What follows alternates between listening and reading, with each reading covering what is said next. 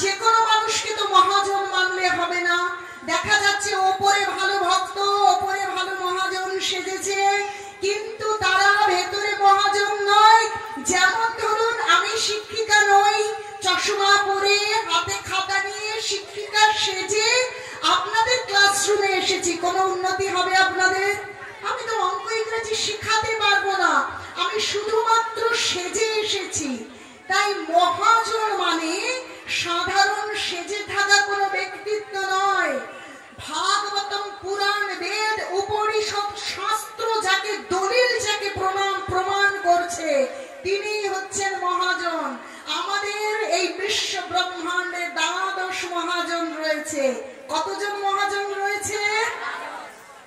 বলছে স্বয়ম্ভ নারদ শম্ভ কুমার কপিল মনু প্রহ্লাদ জনক বিশ্ব বলি বৈয়াসুকি অব্যয়ম। তাহলে দেখুন যে সেই স্বয়ম্ভ মানে ব্রহ্মা, নারদ মুনি এবং কে মনু, আর কে বলছে কুমার, চতুর্শন কুমার, কপিল, কপিল দেব, আর কে বলছে কুমার কপিল মনু, আর কে বলছে প্রহ্লাদ জনক বিশ্ব, প্রহ্লাদ মহারাজ, জনক রাজা, বিশ্ব বলি মহারাজ, আর কে বলছে বৈয়াসুকি অব্যয়ম সুখদেব গোস্বামী, আর হচ্ছে আমি যমরাজ নিজেকে বলছেন আমি। তাহলে এই যে দ্বাদশ মহাজন রয়েছেন, এই দ্বাদশ মহাজন ভাগবতমে বিভিন্ন ভাবে আমাদেরকে শিক্ষা প্রদান করেছেন ভগবান স্বয়ং। এই মহাজনদের নানা চরিত্র, নানা ভাবে, নানা লীলা, নানা কাহিনী উপস্থাপন করে 1 থেকে 9 স্কন্ধ পর্যন্ত ভগবান স্বয়ং তিনি তার শক্তাবেশ অবতার ব্যাসদেবের মাধ্যমে আমাদেরকে এই বিষয় প্রদান করেছেন। তো নারদ মুনির জন্যই আমরা এই পৃথিবীতে ভাগবতম পেয়েছি, আর সুখদেব গোস্বামীর জন্য আমরা সেটা শ্রবণ করেছি। এসেছেন আর কেউ উপবেশন করেছেন, যেমন রান্না করে একজন, আর কি পরিবেশন করেন একজন। তো নারদ মুনি আমাদের জন্য এই ভাগবতমকে নিয়ে এসেছিলেন। তিনি এতই মহান, এবং তার এই মহানতার সঙ্গে এই যে চাতুর্মাস্য ব্রত চলছে, 4টে মাসের অন্তিম মাস, এই দামোদর মাস চলছে, কেউ আবার কার্তিক ব্রত বলেন, কেউ ঊর্জা ব্রত বলেন। তো এই যে চাতুর্মাস্য ব্রতের অন্তিম মাস আমরা পদার্পণ করেছি এবং চলছে। এই চাতুর্মাস্য ব্রতের সঙ্গে যার জীবন, যার মহানতা ওতপ্রোত ভাবে জড়িত, আসুন জানি তার কাহিনী, কি করে তার এত মহানতা, এবং কি করে তিনি শ্রেষ্ঠ মুনিবর হলেন, আর কি করে এই ধরার হবে ভাগবতমকে নিয়ে এলেন। আর সেই ভাগবতম কি করে সাধারণ মানুষের তো উদ্ধার মুক্তি যাই বলেন, ওটা তো তুচ্ছ ব্যাপার। যারা ঘোরতর পাপী তাদেরকে পর্যন্ত উদ্ধারের ক্ষমতা রাখে এই ভাগবতম।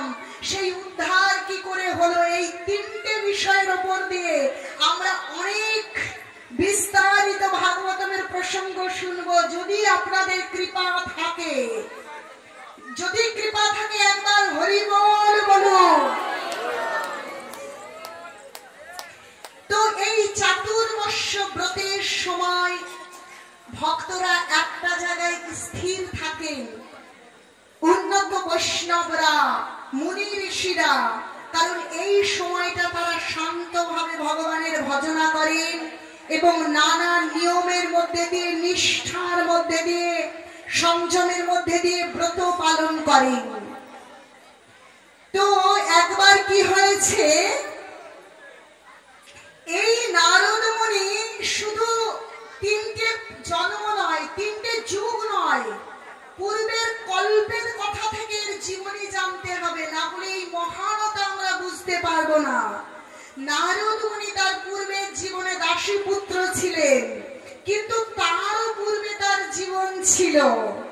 তিনি উপবর্হান নামক গন্ধর্ব ছিলেন। তো গন্ধর্বরা সুন্দর সঙ্গীত পরিবেশন করতে পারেন। একবার ব্রহ্মা তার সভায় উপবর্হানকে নিমন্ত্রণ করেছে, আপনি আসবেন এবং ভগবানের গুণকীর্তন পরিবেশন করবেন। উপবর্হান গন্ধর্ব এত সুন্দর রূপ তার এবং তার কণ্ঠ এত সুন্দর সঙ্গীত পরিবেশন করেন। তো তিনি ওই ব্রহ্মার আসরে এসেছেন, যাকে চিত্ররথ রাজা তার 50 কন্যাকে বিবাহ দিয়েছিলেন উপবর্হানের সঙ্গে। এখন উপবর্হান যখন ব্রহ্মার রাজসভায় এসেছেন, তখন তাকে দেখে যে কেউ আকর্ষিত হয়। এত সুন্দর তার মুখমণ্ডল, এত সুন্দর তার অবয়ব।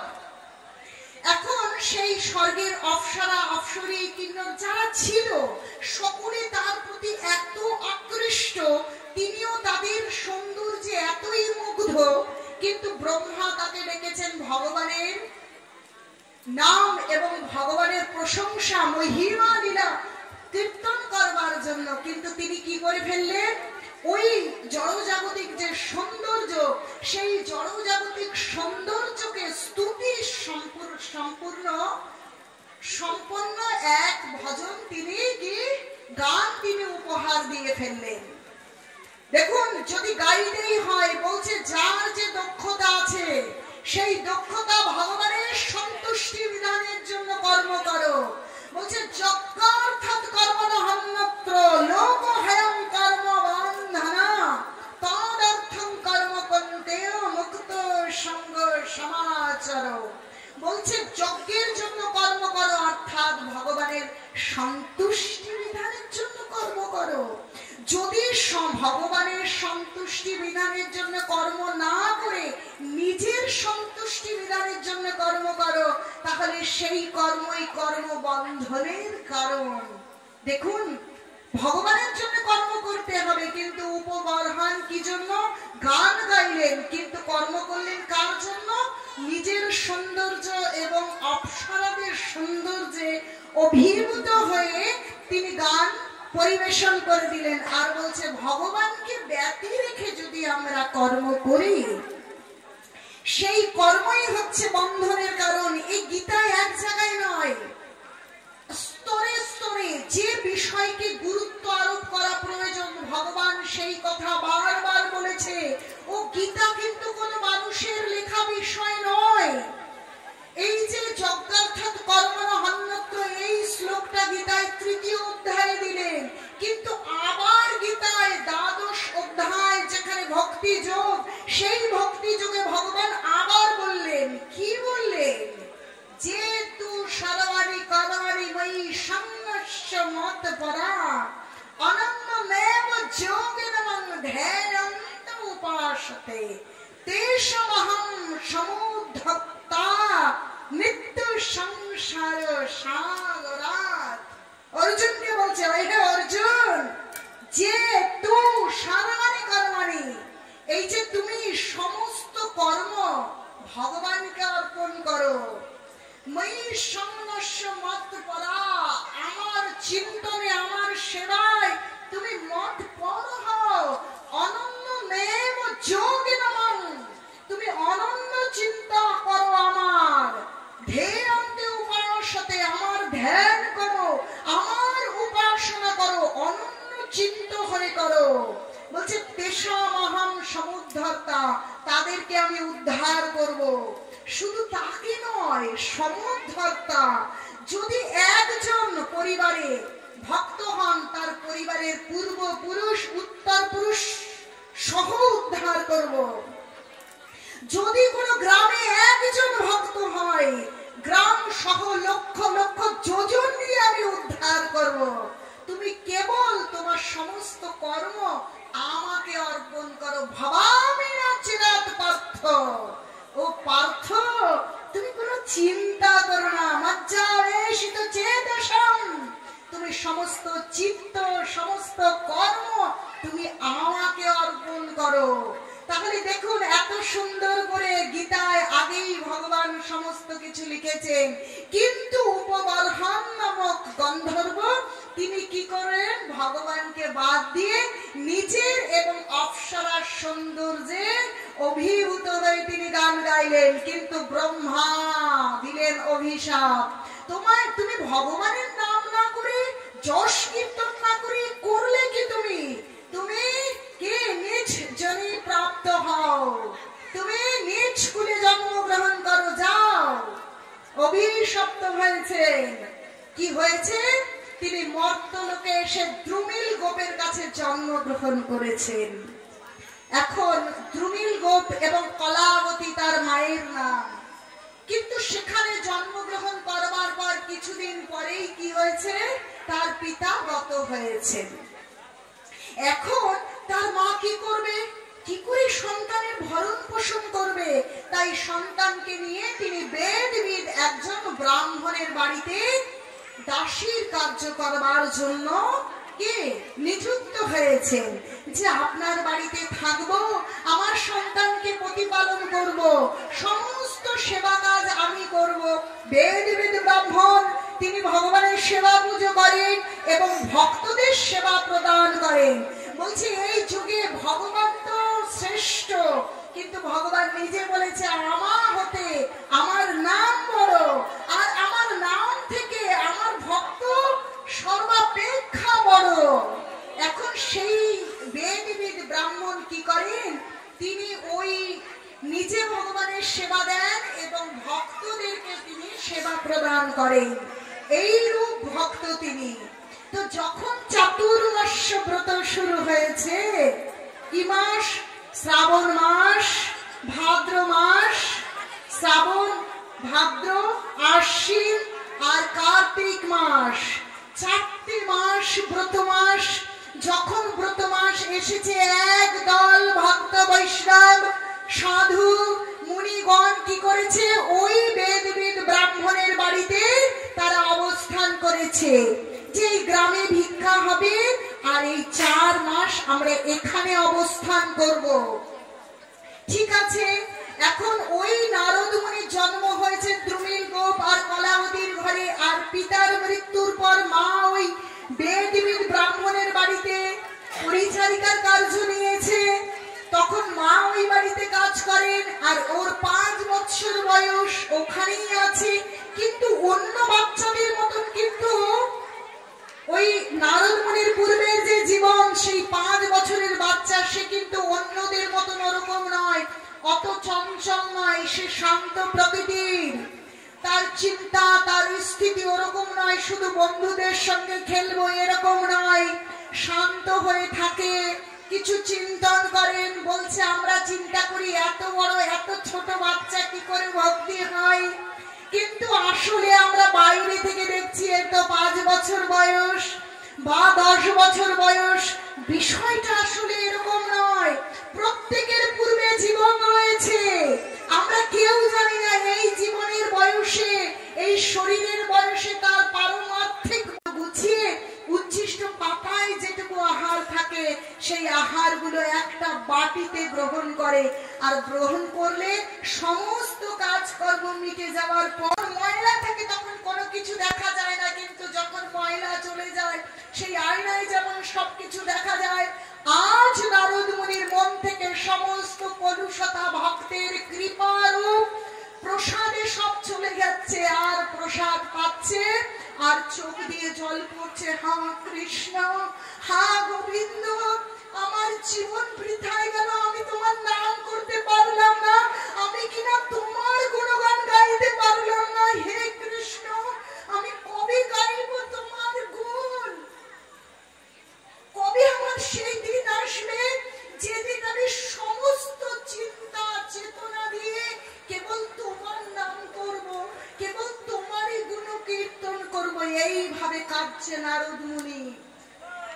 আর সে কি করে যাকে জানেন, এই দামোদর মাস সকলে মনে করে যে এটা খাবো না ওটা খাবো না, যে সকলে মনে করে খাওয়াই বাজ বিচার করলে বুঝি এই চতুর্মাস্য ব্রত করা হয়, কিন্তু শ্রেষ্ঠ ব্রতের গুরুত্ব কোথায় জানেন? যখন ভক্তের মুখ থেকে ভগবত কথা শ্রবণ হয়, যখন ভক্তের ভক্তা অবশিষ্ট প্রসাদ পাওয়া হয়, তখন হয় ব্রতের প্রকৃত মূল্য। তো ওই নারদ মুনি যখন ওই মুনি ঋষিরা তারা ভাগবতম আলোচনা করছে, ভাগবত কথা বলছে, ভগবানের নাম রূপ লীলা মহিমা গুণকীর্তন করছে, তখন নারদ মুনি শান্ত চিত্তে, না এদিক না ওদিক, 5 বৎসরের বালক সে শ্রবণ করছে, যেন মনে হচ্ছে তার কান দিয়ে কি অমৃতের বর্ষণ হচ্ছে। বলছে সাধু কিন্তু চোখ দিয়ে চেনা যাবে না, সাধু দেখতে কেমন, কালো না ফর্সা, সাধু যদি চিনতে হয়, সাধু চিনতে হবে কি দিয়ে? কর্ণ দিয়ে, যে সাধু কি বলছে, তার আচরণ দিয়ে তিনি কি করছেন। তো নারদ মুনি শান্ত হয়ে ওই মুনি ঋষিদের মুখে ভাগবত কথা শ্রবণ করছে, তার কোনো দিকে মন নেই, খেলাধুলো, কোনো দিকে অন্য বালকদের সঙ্গে কোথাও যাওয়া, কোনো দিকে মন নেই, কেবল ভগবত কথা শ্রবণ করছে। এরকম করতে করতে যখন চতুর্মাস্য ব্রত শেষ, যখন সেই মুনি ঋষিদের ওই বাড়ি থেকে চলে যাওয়ার সময় এসেছে, তখন নারদ মুনির ক্রন্দন আসছে, বিষণ্ণতা আসছে।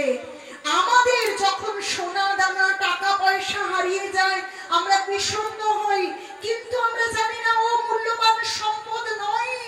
বলছে যে ধারে হইয়া ধনী মনির নাম আনো মনি, আমরা জানি না মূল্যবান সম্পদ কি, কিন্তু নারদ মুনি ওই 5 বৎসরের জীবনে সে জানতে পেরেছিল যে প্রকৃত সম্পদ হচ্ছে ভক্ত, ভক্তি আর ভগবানের নাম। যখন ভক্তবৃন্দ চলে যাচ্ছেন, তখন নারদ মুনি বিষণ্ণ হয়ে রোদন করছেন, হা কৃষ্ণ, আজ থেকে আমার সাধু সঙ্গ বন্ধ, আজ থেকে কত সৌভাগ্যে, কত কৃপার ফলে আমি এই সাধু সঙ্গ পেয়েছিলাম। সাধুর মুখে ভগবানের কথা, সাধুর মুখে প্রসাদ, সাধুর পদ ধৌত করার সুযোগ, সাধুকে সেবা দেবার সুযোগ পেয়েছি, আজ সেই সেবা থেকে আমি বঞ্চিত হয়ে যাব। কৃষ্ণ, তুমি কত কৃপাময় যে আমার মতন অধমকে এইরকম সেবা দিয়েছ। এই রূপ চিন্তা করে ক্রন্দন করছেন আর সাধুদের চরণকে প্রার্থনা করছেন। বলছে মহতের স্বভাবেই, মহন্তের স্বভাবেই নিজ কাজ নাই তবু কি জান পর ঘর। মহন্তের স্বভাব এরকম হয়।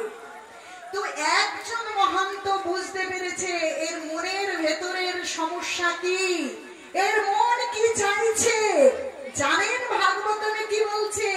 বলছে যথা ব্রহ্মোত্তয়া শয়ামাকর্ষ সান্নিধ্য তথামি বিদ্যতে চেতশ্চক্র পাণের যদি ছায়া। ভগবান একটা বড় চম্বুকের মতন, আর যার মনে ভক্তি থাকবে সেই চম্বুকে আটকে যাবে। তো ভগবানের ভক্ত বলে না বাঁশের থেকে কি কঞ্চিধার। ভগবান হচ্ছে সর্ববৃহৎ সর্বাকর্ষক, আর ভগবান তার ভক্তের মধ্যে সেই শক্তি প্রদান করেন। সেই জন্য ভক্ত যেখানে থাকে সেখানে ভক্তি যার হৃদয়ে আছে সে আকৃষ্ট হয়। তাই একজন ভক্ত বুঝতে পারছে এই বালকের হৃদয়ে আসল বিষয়টা কি। তখন গোপনে ডেকে নিয়ে গিয়ে বলছে, ও বৎস, ক্রন্দন করো না, তোমাকে আমি পথ বলে দিয়ে যাচ্ছি, তুমি কোনো চিন্তা করো না। সমস্ত আসক্তি রহিত হয়ে তুমি কেবল ভগবানের চিন্তন করো, ভগবানের নাম করো। সমস্ত উপাধি মুক্ত হয়ে তুমি দাসী পুত্র না, তুমি ব্রাহ্মণ না ক্ষত্রিয়, সেটা তোমার জানবার প্রয়োজন নেই। বলছে জীবের সংখ্যায় কৃষ্ণের নিত্য দাস, তোমার কোথায় জন্ম সেটা বড় কথা নয়। অতএব তুমি ভগবানের অনন্য ভাবে তুমি চিন্তন করো, ভগবানের নাম গায়ন করো, তুমি উদ্ধার পাবে এবং তুমি চিন্ময় শরীর পাবে, চিন্ময় ধাম পাবে। বলছে ভগবান যদি কাউকে কৃপা করে, আশীর্বাদ করে, ভগবানের আশীর্বাদ ফলতেও পারে, নাও ফলতে পারে, কিন্তু ভগবানের ভগবত ভক্তা যে শক্তি ভক্তের কাছে জমায়িত সঞ্চয়ীকৃত থাকে, সেই ভক্ত যখন প্রতিশ্রুতি দেন, ভক্ত যখন কাউকে কৃপা করেন, তখন সে কথা কি অবশ্য অবশ্য ফলবতী হবে, কারণ তার মধ্যে সমস্ত কৃপা ভগবানের, সমস্ত শক্তি ভগবানের। এই লাইটটায় আলো পাচ্ছি, আসলে এই শক্তিটা কি এই আলোর এই টিউবলাইটের না, তারের মধ্যে দিয়ে কে পাওয়ার হাউস থেকে আসছে।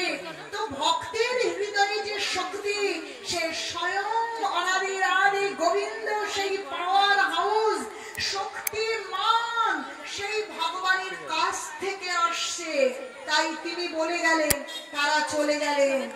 আর নারদ মুনি সব সময় চিন্তন করছে হরি হরি হরি, তার কোনো কিছুতে ভালো লাগা নেই, কেবল হরি।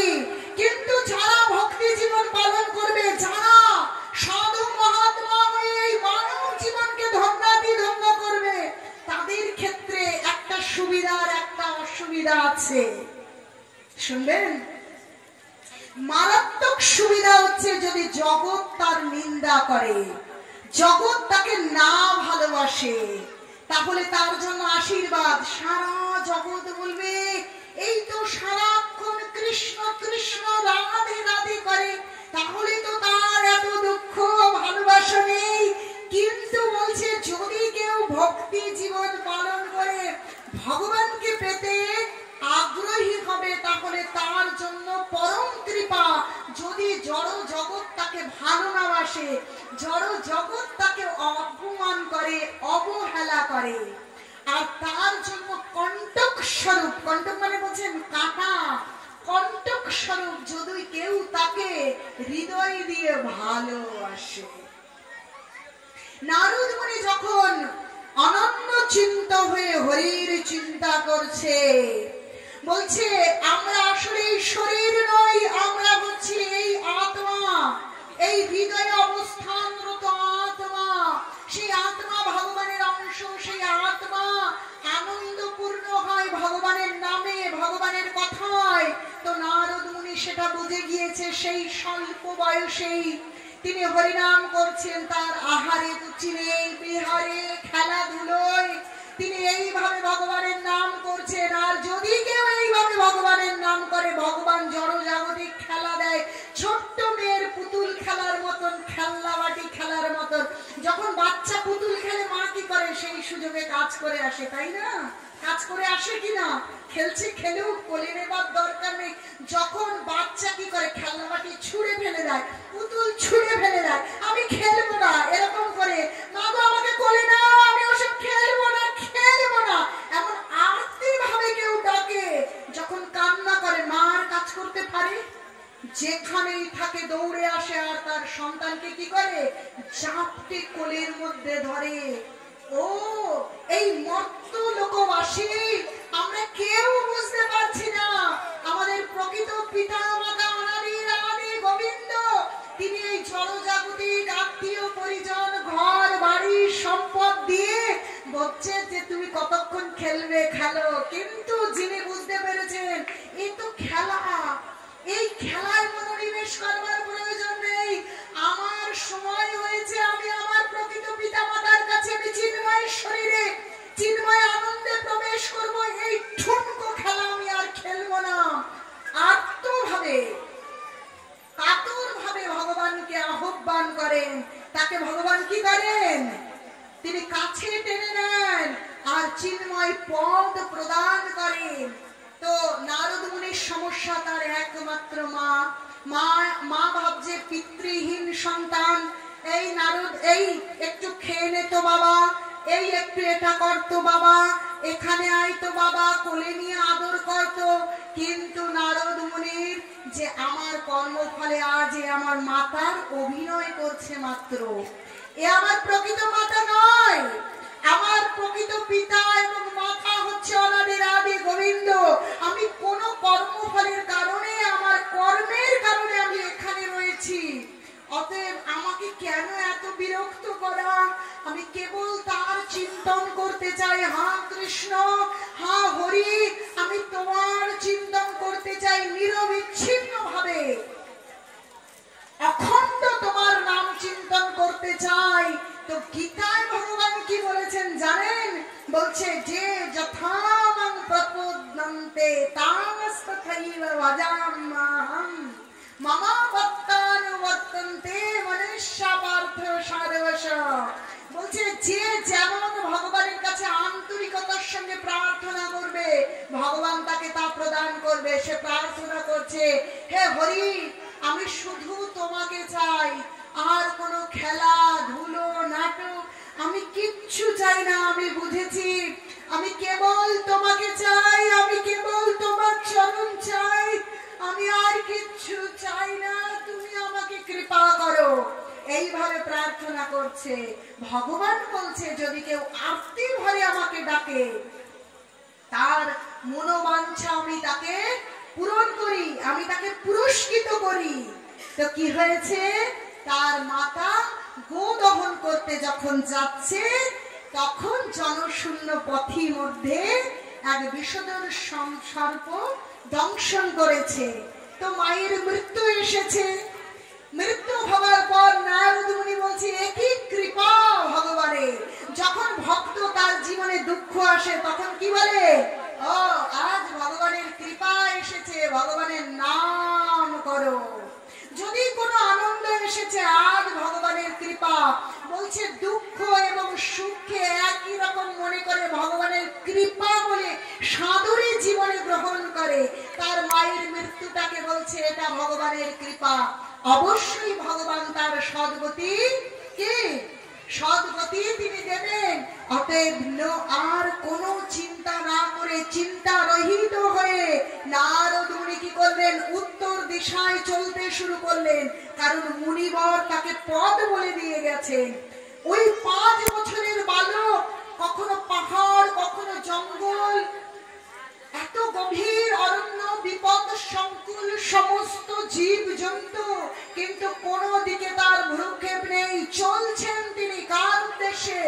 ভগবানের উদ্দেশ্যে। একদিন ধ্রুব মহারাজ যাত্রা করেছিলেন, আজ প্রহ্লাদ মহারাজ যাত্রা করছেন কোথায়? ভগবানের উদ্দেশ্যে।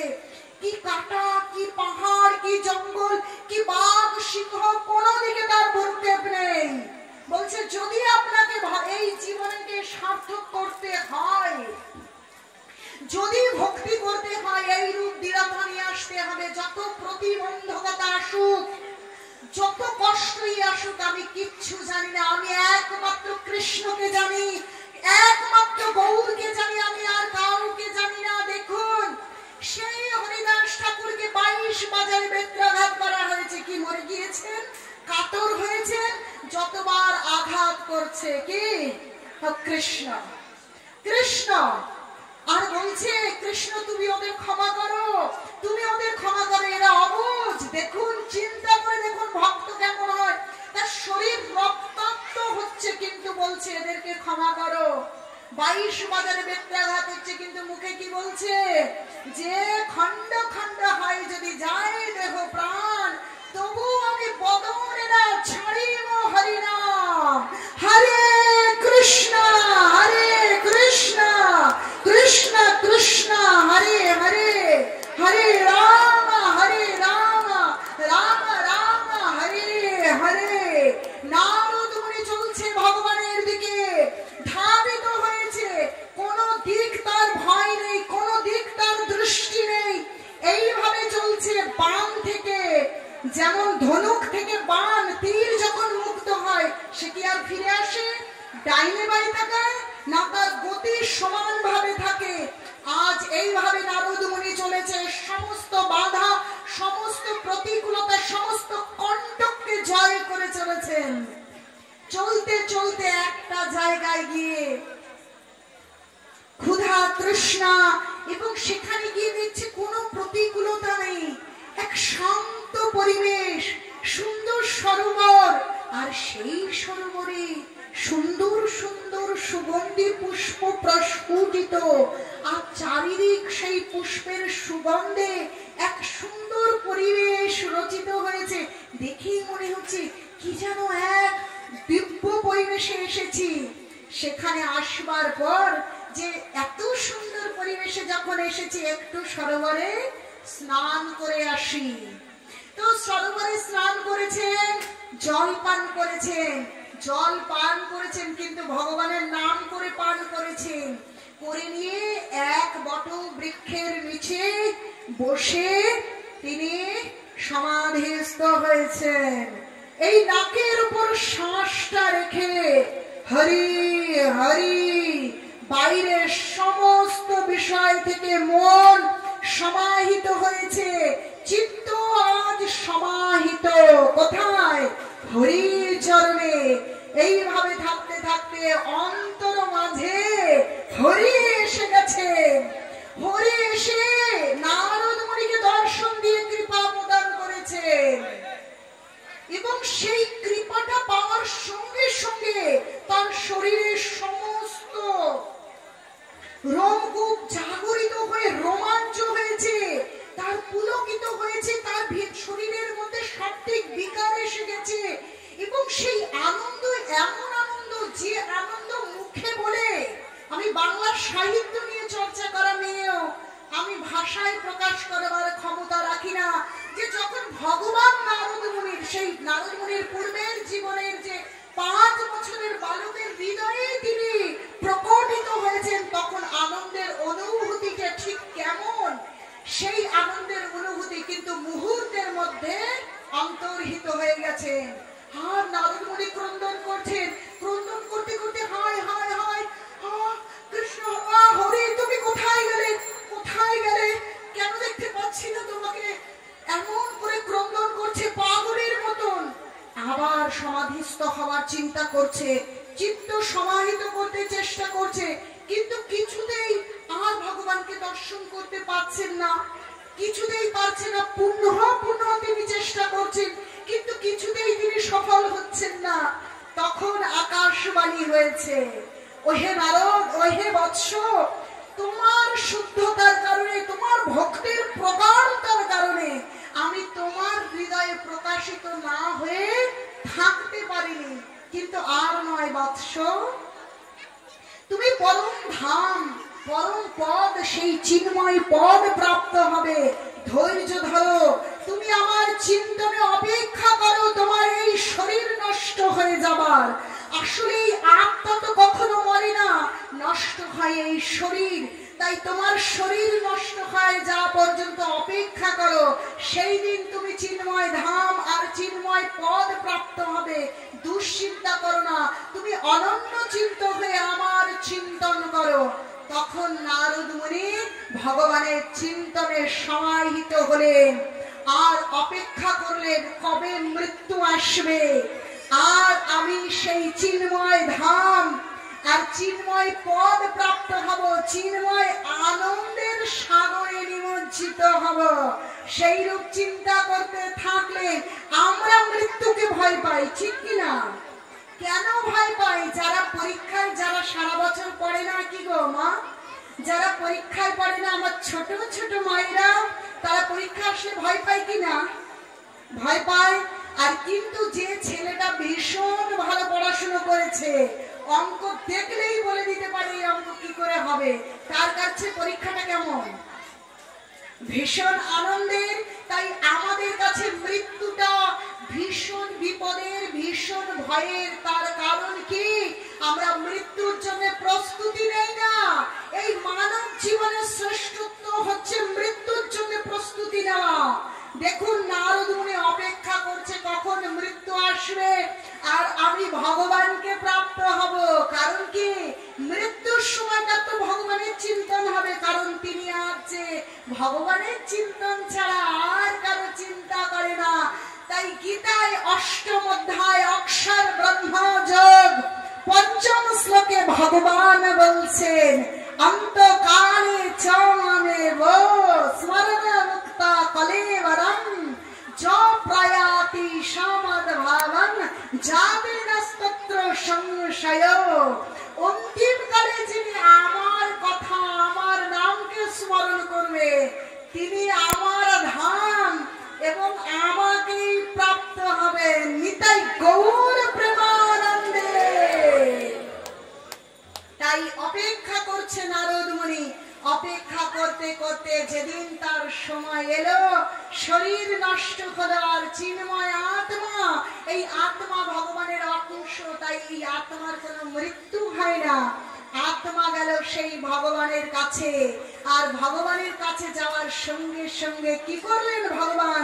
চিন্ময় পদ, শ্রেষ্ঠ শ্রেষ্ঠ পদটা তিনি দান করলেন। বললেন নারদ মুনির পদ আমি তোমাকে দিলাম, তুমি শ্রেষ্ঠ ভক্ত, তুমি সদাই বিচরণ করবে। প্রলয় হলেও তুমি কখনো কি, তুমি কখনো বিনাশ হবে না। প্রলয় তুমি সদা সর্বদা বিচরণ করবে। আর ভগবানের নাম এক জগৎ থেকে, এক লোক থেকে অন্য লোকে বিতরণ করবে, সর্বদাই হরি কীর্তন করবে। এবং সমস্ত সুরের যে সৃষ্টির যে রাজা, সেই সপ্তম সুর সমন্বিত বীণা প্রদান করলেন, আর নারদ মুনির মতন চিন্ময় পদ প্রদান করলেন সেই শিশুকে। আজ নারদ মুনি ভীষণ সন্তুষ্ট। তিনি সদাই হরি হরি নারায়ণ নারায়ণ করেন। তার বাদ্যযন্ত্র বীণা থেকেই এই জগতে যত ভজন কীর্তন গান, যত সুর, হারমোনিয়ামই বলুন বীণাই বলুন, যত জগতের সুর আছে এই সাতটা সুর থেকেই সৃষ্টি হয়েছে। সা রে গা মা পা ধা নি, এই সাত সপ্তম সুর থেকে। আর সেই সপ্তম সুর তিনি তার বীণায় দিয়ে তাকে প্রদান করলেন। এখন এই নারদ মুনি হচ্ছেন কি? ভক্ত হচ্ছে শ্রেষ্ঠ কৃপাময়। তিনি এই জগতের সব থেকে শ্রেষ্ঠ দয়াময়। যিনি শ্রেষ্ঠ ভক্ত হয়, যিনি ভক্ত, তিনি তার মধ্যে সব থেকে প্রবল দয়াগুণে পরিপূর্ণ। তো তিনি দেখতে এসেছেন মর্তলোকে কে কোথায় কেমন সুখে আছেন, কিন্তু মর্তলোকে তো কলিযুগ চলছে, তাই তো? কলিযুগ চলছে। এখন কলিযুগে তিনি যেখানেই যাচ্ছেন সেখানেই দিচ্ছে দেখছেন ক্রন্দন, সেখানেই দেখছেন বিষণ্ণতা, দেখছেন মৃত্যু, দেখছেন ঝগড়াঝাটি। দেখে তিনি বিষণ্ণ হয়, যেখানেই যাচ্ছি সেখানেই কেবল এরকম। আসলে এই কলিযুগের স্বভাব এবং বৈশিষ্ট্যই তাই। বলছে যে প্রায়ণ অল্প আয়ুষ্য সভ্য, তাই তো? যে এই কলিযুগের বৈশিষ্ট্যই এই রকম যে মন্দ সুমন্দ মতয়া মন্দ ভাগ্যই উপদ্রতা। একে তো অল্প আয়ু, মন্দ ভাগ্য, কলহ প্রিয়, সর্বদা ঝগড়া প্রিয়। তো এইরূপ দেখতে দেখতে তিনি ভাবছেন তাহলে এইবার একটু আমি সাধু মহাত্মা, ও সেখানে গিয়ে দেখছে তাদের মধ্যেও কিছু কিছু কলুষতা রয়েছে, তাহলে যাব কোথায়? আচ্ছা, তাহলে সেই গোলক বৃন্দাবন যেখানে প্রকটিত, যাই সেই বৃন্দাবনে গিয়ে একটু দেখে আসি। তো তিনি যখন বৃন্দাবনে প্রবেশ করেছেন, সেখানে গিয়ে দেখছেন আহা একই কাণ্ড, এক যৌবনা নারী সে ক্রন্দন করছে, আর পাশে দুজন বৃদ্ধ জরাগ্রস্ত পুরুষ পড়ে আছে, আর তিনি ক্রন্দন করছেন। আর তার চারপাশে বিভিন্ন রমণী তারা তাকে প্রবোধ করছেন। আচ্ছা, এখানে আবার কি হলো? এটা তো বৃন্দাবন, এখানে আবার কি হলো? ইনি তো বেশ যৌবন শক্ত সমর্থ। এখন প্রথমে ভাবলেন গিয়ে জিজ্ঞাসা করবেন, কিন্তু ভাবছেন না, একলা নারী, সে আবার বৃদ্ধ দুই পুরুষকে নিয়ে বিপর্যস্ত, আর তাকে ঘিরে বসে আছে এত নারীগণ। তাহলে এখানে যাওয়াটা ঠিক শোভনীয় হয় না। কিন্তু যখন ওই যে দুজন জরাগ্রস্ত পুরুষকে নিয়ে বসে আছেন, আসলে সে অন্য কেউ নয়, সে হচ্ছে কে? ভক্তি দেবী। ভক্তি দেবী যখনই নারদ মুনিকে দেখেছে, বলছে বৈষ্ণবের হৃদয় ভগবানের কে বাস, এবং বৈষ্ণব দর্শনে কে পবিত্র হয়ে যাওয়া যায়। নারদ মুনি নারী দেখে যেতে চাইছে না, কিন্তু ভক্তি দেবী বলছে মহান বৈষ্ণব ভক্ত দেখলে দর্শনে পবিত্র হওয়া যায়। হে মুনিবর, একটু এদিকে আসুন, কৃপাপূর্বক আসুন, এই অধমকে একটু কৃপা করুন। এখন যখন আহ্বান করেছে তখন তো এসেছেন। বলছে হে প্রভু, আপনি মহান বৈষ্ণব, আপনি মহান ভক্ত, আপনি একটু কৃপা করুন। আমার এই দুই পুত্র, আমি যখন সেই দ্রাবিড় দেশ হয়ে আমি যখন এখানে এসেছি, আমিও জর্জরিত ছিলাম, কিন্তু আমি যখন বৃন্দাবনে প্রবেশ করলাম, আমি শক্তি এবং শক্ত সামর্থ্য যৌবন প্রাপ্ত হলাম, কিন্তু আমার দুই পুত্র জ্ঞান এবং বৈরাগ্য, তারা জর্জর এবং বার্ধক্য প্রাপ্ত হয়েছে। বলুন, এর থেকে কষ্টের কি কিছু আছে? আমি মাতা, আমি যৌবন প্রাপ্ত হয়েছি, আর আমার দুই সন্তান বার্ধক্যে এসেছে, চুল পাকা, তারা উঠে দাঁড়াতে পারছে না।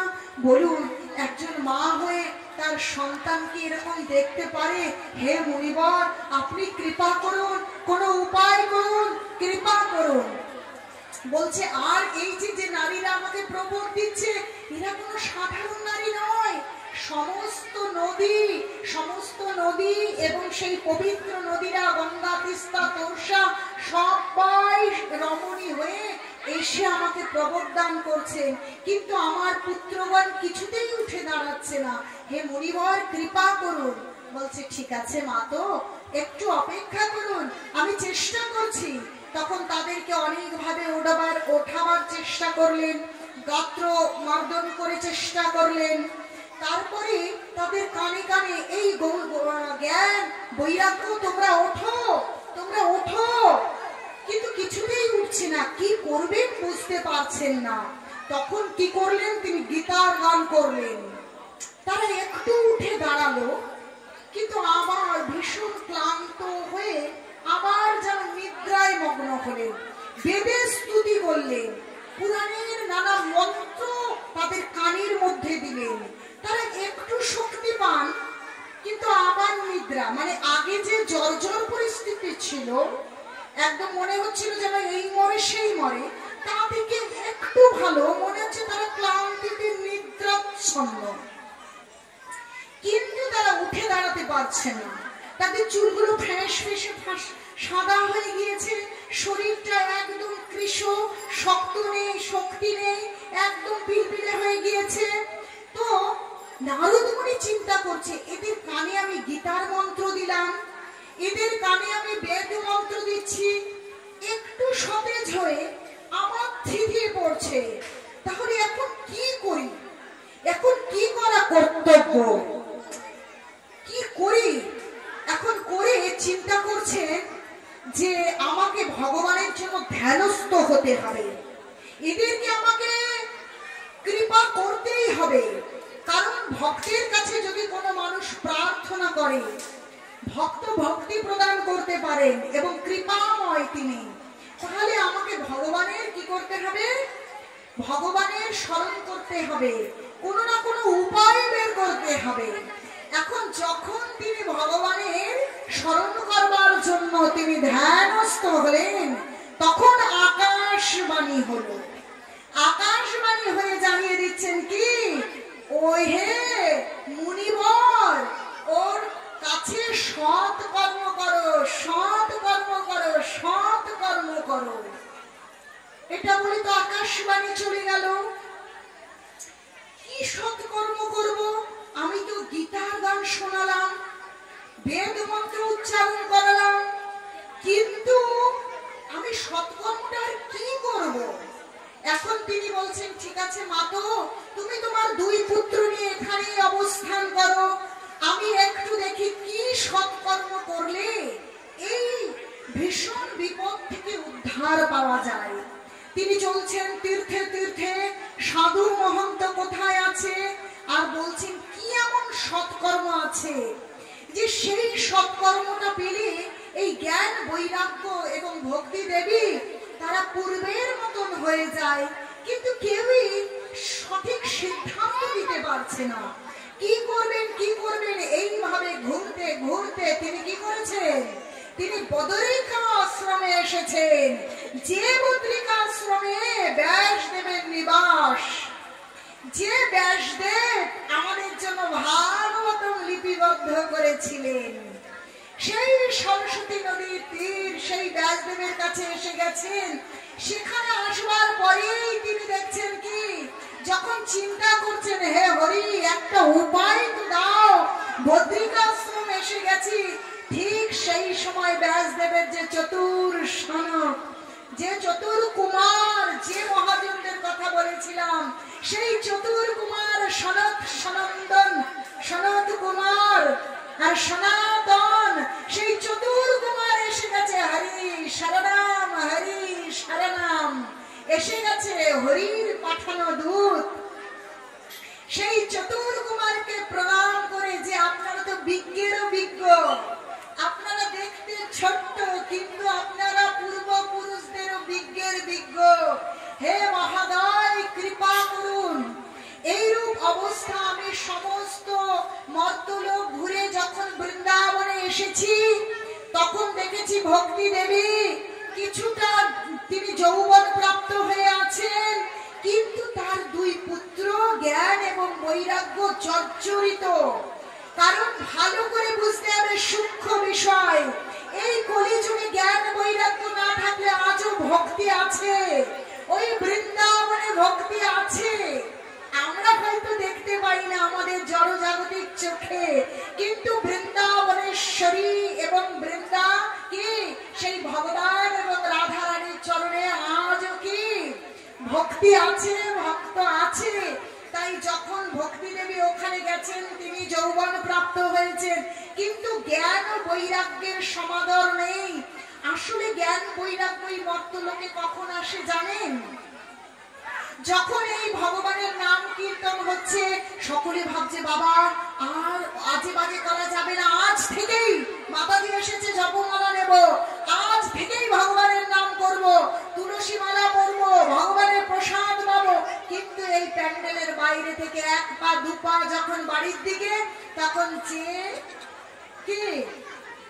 সেই মানে সেই আবার পূর্বের জীবনে কোথায় রইল জপমালা, কোথায় রইল প্রসাদ, কোথায় রইল গীতা ভাগবতম, আর বৈরাগ্য কোথায়? দেখবেন যেদিন পাড়ায় কেউ মারা গেছে, শ্মশানে যেতে হবে। শ্মশানে তো সবাই গেছে, যারা শ্মশানে সেই মৃতদেহ সৎকারের কর্ম করছেন, আর বাকিরা কি করে? জোট বেঁধে কোথাও বসার জায়গায় বসে নানারূপ দার্শনিক কথাবার্তা বলে। ভাই টাকা টাকা কি করে হবে, ওই তো দেখো সব শেষ, আত্মীয় পরিজন করে ভগবানের নাম হলো না, কি হলে এত বাড়ি করে, কি হলে এত সম্পদ করে, দেখো আজ সব শেষ। এত সুন্দর দার্শনিক কথাবার্তা বললো, কিন্তু কুড়িয়ে টুড়িয়ে যখন বাড়িতে চলে এলো, মাথায় জল ঢেলে স্নান টান করে ঘরে ঢুকলো, তখন সমস্ত বৈরাগ্য ধুয়ে দিয়ে চলে এলো, তখন আর সব ভুলে গেছে। তো জ্ঞান আর বৈরাগ্য আমাদের এই যুগে এইভাবে আছে। তাই জ্ঞান আর বৈরাগ্য আজ জড় মৃত্যুর মতন, তারা দুর্বল, তারা শ্রান্ত, তারা রোগগ্রস্ত। তো হে মহা অনুভব, হে মহাদয়, এখন আমার কি করণীয়? আকাশবাণী তো হয়েছে সৎ কর্ম, তাহলে এখন আমি কি করব? এখন আমার কি করা কর্তব্য? আপনি আমাকে এই জ্ঞান প্রদান করুন, আপনি আমাকে এটা বলে দিন যে আমার কি করা কর্তব্য। তখন সেই চতুর সনক, চতুর যে সন, ব্রহ্মার যে চার পুত্র, তারা নারদ মুনিকে কি করলেন? উপদেশ প্রদান করলেন। ও তো উপদেশ নয়, ও তো জীবনেরও জীবন। কি বললেন? সকলে বলবেন, সকলে যে যেখানে আছেন, সদা সেবা সদা সেবা শ্রীমদ্ ভাগবতী কথা যস্য শ্রবণ মাত্রেণা হরি চিত্তং সমাশ্রয়েৎ। সকলে উচ্চারণ করুন, সকলে যে যেখানে আছেন। আমি খুব স্লো স্লো বলছি। সদা সেবা সদা সেবা শ্রীমদ্ ভাগবতী কথা যস্য শ্রবণ মাত্রেণা হরি চিত্তং সমাশ্রয়েৎ। সদা সেবা সদা সেবা শ্রীমদ্ ভাগবতী কথা যস্য শ্রবণ মাত্রেণা হরি চিত্তং সমাশ্রয়েৎ। ওহে মহা অনুভব, তুমি ভাগবত কথা পরিবেশন করো। ভাগবত কথা এইরূপ অমৃত, সেই অমৃত যার কর্ণ ছিদ্র মধ্যে দিয়ে এই হৃদয়ের মধ্যে পৌঁছবে, সকলের পরম মঙ্গল সাধিত হবে, আর এই জীবন ধন্যাতি ধন্য হবে। তাই আয়োজন করো, আয়োজন করো, ভাগবত কথার আয়োজন করো। অন্য কথায় এই দুর্মূল্য মানব জীবন নষ্ট করো না। বলছে দুর্লভ মনুষ্য জন্ম, কি ক্ষণভঙ্গুর এই দুর্লভ মনুষ্য জন্ম যে কোনো সময় ভেঙে যেতে পারে। তাই এই মনুষ্য জীবনকে ব্যর্থ যেতে দিও না। ভগবানের কথারূপ অমৃত ভাগবত শ্রবণ করো, আর ভাগবত যে ধর্ম প্রদান করে সেই ভাগবত ধর্ম অনুশীলন করো। যত মনে মনে এই জগতে ধর্ম আছে, কোন ধর্ম কইলে নাহি হয় পার। কোন ধর্ম করলে পার হবে না। একমাত্র ভাগবত যে সিদ্ধান্ত দিচ্ছে, সেই ধর্ম যদি আপনারা যাজন করেন, তাহলে আপনাদের এই দুর্লভ মনুষ্য জন্ম সার্থক হবে। আপনারা বলবেন এই মনুষ্য জন্ম দুর্লভ কি করে? আরে কোটি কোটি জন্ম পার করে এই মনুষ্য জীবন পেয়েছি। বিষ্ণু পুরাণ তার সাক্ষ্য বহন করছে। আপনাদের না বললে ভাববে মাতাজি মুখের কথা বলে গেল। না, বিষ্ণু পুরাণে লেখা রইল কি, যে স্থাবর লক্ষ বিংশতি জলজানব লক্ষানি ক্রিমায়া রুদ্র সংখ্যতা পক্ষিণাম দশলক্ষকম ত্রিংশ লক্ষানি পশু বর্ষ চতুর্লক্ষানি মানুষা। বলছে সেই 20 লক্ষ জীবন স্থাবর জঙ্গম গাছপালায় কেটে গেল, 9 লক্ষ জলের প্রাণীতে কেটে গেল, কৃমি কীটে 11 লক্ষ কেটে গেল, 10 লক্ষ পাখিতে গেল, 30 লক্ষ পশুতে গেল, তারপর মানব জীবন পেলাম। কি এত সহজে পেয়েছি? তাই বলছে দুর্লভ মনুষ্য দেহ দেহিনাম ক্ষণভঙ্গুর। এই ক্ষণভঙ্গুর শরীর যে কোনো সময় নষ্ট হয়ে যাবে। যদি ধর্ম করি তাহলে এত সুন্দর মানব শরীর কিভাবে? আজকে রোগ হলে কষ্ট পাই কিনা? যদি আজই বেরিয়ে যায় ক্যান্সার হয়েছে, কি স্থির থাকতে পারবো আমরা? যদি মনে হয় কারো করোনা হয়েছে, হার্ট অ্যাটাক, ব্রেন স্ট্রোক, কেউ যদি এরকম শ্রবণ করে যে কারো ক্যান্সার হয়েছে, তার রাতের ঘুম থাকবে কি থাকবে না? আমরা কেউ রোগ চাই? কেউ মারা যেতে চাই? আমরা কেউ রোগী হতে চাই না, মারা যেতে চাই না, দুঃখ পেতে চাই না। এই না চাইলে যে কি করতে হবে সে কথাও আমরা কেউ জানি না। আমাদের এই ক্ষণভঙ্গুর শরীর চিন্ময়। চিন্ময় কথার মানে কি? যে যার কোনো শেষ নেই,